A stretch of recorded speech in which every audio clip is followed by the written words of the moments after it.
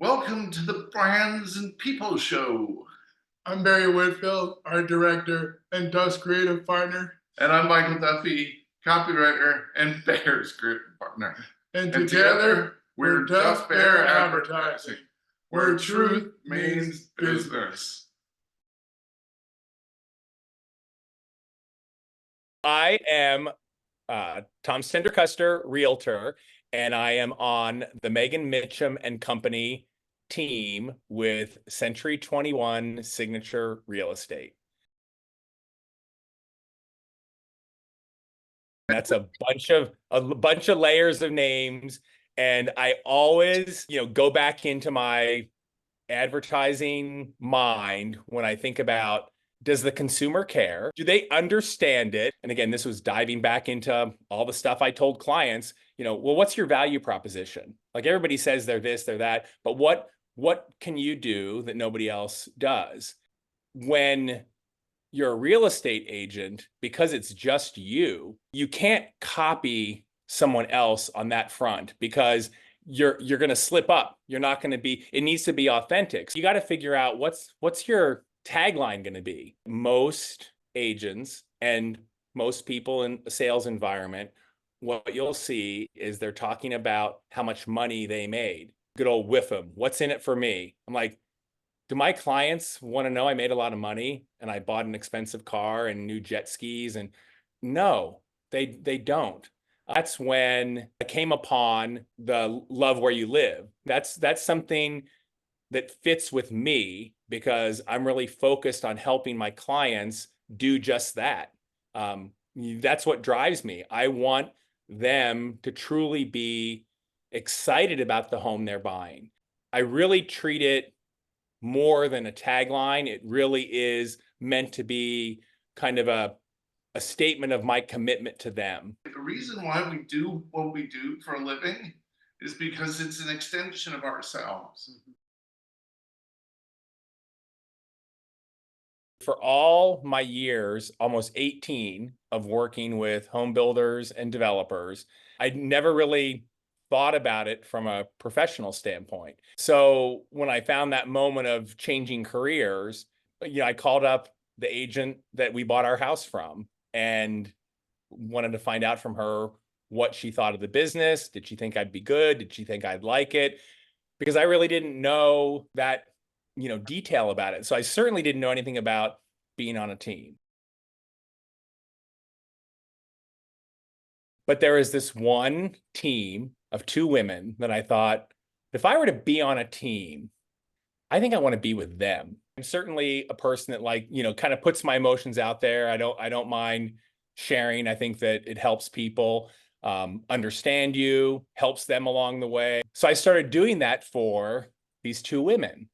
And then they came back to me after about 6 months of doing that and said, we're getting really positive feedback and we'd like you to join our team.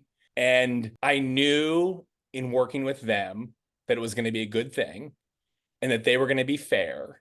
And, I probably did what they tell you not to. I didn't negotiate at all. I didn't even ask, well, what's our commission split? What's the deal? I was just, I'm on board. They knew how to win me over too. They took me out for sushi. So that was like almost like a given. And I kid you not, the best scallops I've ever had. And from a long time ago, you've been living your truth. So like when you say you weren't searching for a team, knowing what your truth is, you were able to just jump on that. Absolutely.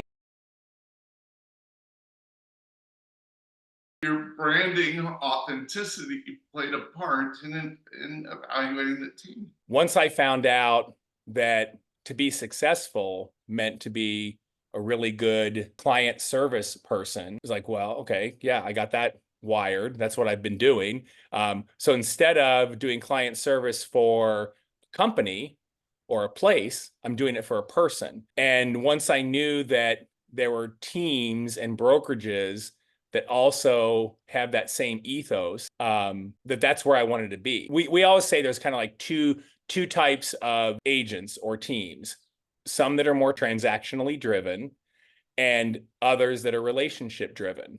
So it wasn't hard for me to figure out where I wanted to be and which side I fell on. So that's when we became Megan Mitchum and Company. There's a home for every person and a person for every home. And I feel the same way about agents.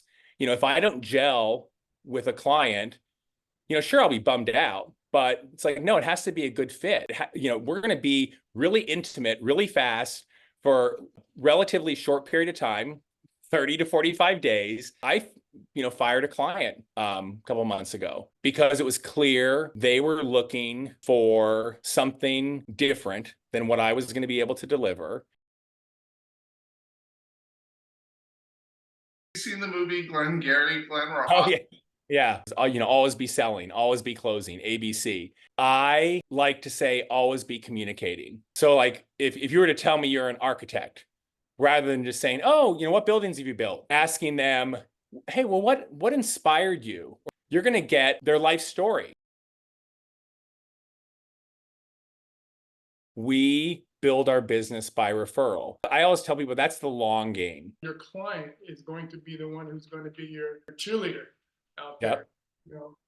And so building those long relationships, it pays off. It pays off to stick to your truth and who you are. And that goes hand in hand with building my business and being focused on the relationship. The other kind of compendium piece to that, we do not pay for lead generation. We don't buy cold leads. We don't buy leads from Zillow. They have a certain type of client that would never be my client.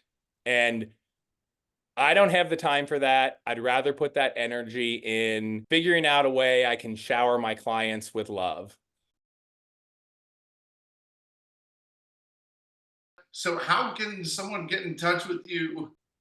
Look to me for referrals if you don't have a real estate agent, because we have a referral network around the globe. So we look to find who's good in that market and who's good in what you're looking for. It's an awesome way that you can support my business. And I want you to love where you live. Thank you very much, Tom. That's their point. What's yours? Isn't the point of life and business to connect? Let's connect.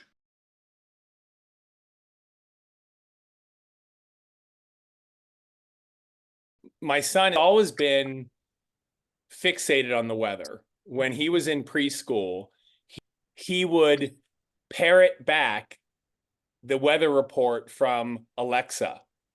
Oh, stop. Alexa, stop. So Mary, God bless her, said she wants to be a real estate agent.